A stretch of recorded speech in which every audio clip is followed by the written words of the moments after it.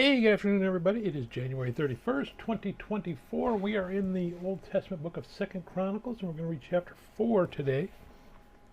We're going to talk about the furnishings in the temple that Solomon built. Again, a repeat of stuff that's in 1 Kings, just kind of different emphasis on some things. Chroniclers trying to give us more of a broad picture than give us fine details of every single thing here. There is one major discrepancy between what we get here and what we get in 1 Kings. In 1 Kings, they're talking about the sea, and they say it has 2,000 baths. Here it's 3,000 baths. So, oh, big error. Oh, Bible's completely wrong. Throw it away. Thousands of years of hand copying. It's possible that someone changed a 2 to a 3 over time. It's possible that the 3,000 baths of the chronicler's time was equal to the 2,000 baths of the time of 1 Kings. Main thing is, doesn't really matter. Doesn't change anything. How much water was actually in that sea at the temple? Nothing in this Bible count. Depends on knowing that number. What's more important, I guess, is, they talk about the 12 oxen that it's on, that you've got 3 on each side facing out. So those represent the camp of Israel when they were in the wilderness, essentially how they camped as tribes. That's all the same. So exact numbers are a little bit different, but there's nothing, no doctrine, no theology that rests on those numbers. Not a big deal. Like I said, this is something that's been handed down for thousands and thousands of years, handwritten. Yes, little errors crept in places. None of those really mattered. All the important stuff, that stayed true all the way to us. So that's what matters. So let's go ahead and we're going to read 1 Chronicles chapter 4. Moreover, he made a bronze altar. 20 cubits was its length, 20 cubits its width, and 10 cubits its height.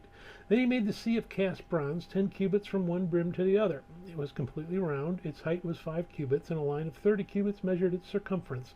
And under it was the likeness of oxen, encircling it all around, 10 to a cubit, and all the way around the sea. The oxen were cast in true rows when it was cast. It stood on 12 oxen, 3 looking toward the north, 3 looking toward the west, 3 looking toward the south, and 3 looking toward the east. The sea was set upon them, and all their back parts pointed inward. It was a handbreadth thick, and its brim was shaped like the brim of a cup, like a lily blossom. It contained 3,000 baths.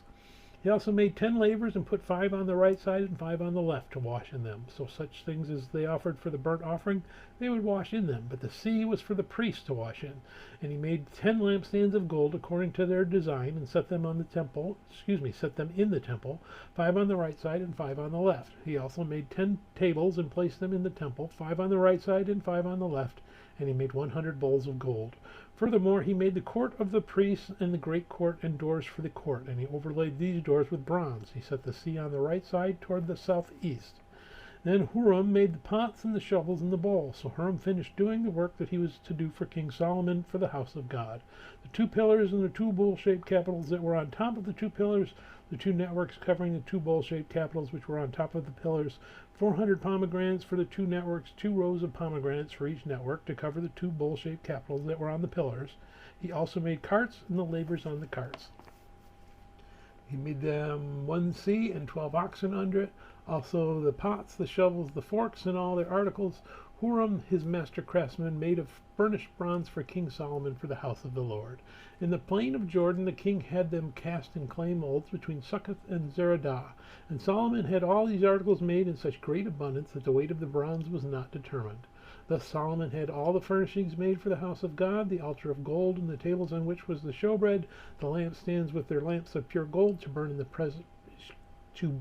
the prescribed manner in front of the inner sanctuary, with the flowers and the lamps and the wick trimmers of gold, of purest gold, the trimmers, the bowls, the ladles, and the censers of pure gold. As for the entry of the sanctuary, its inner doors to the most holy place, and the doors of the main hall of the temple were gold. May God bless the reading of his word. May God bless you. Bye.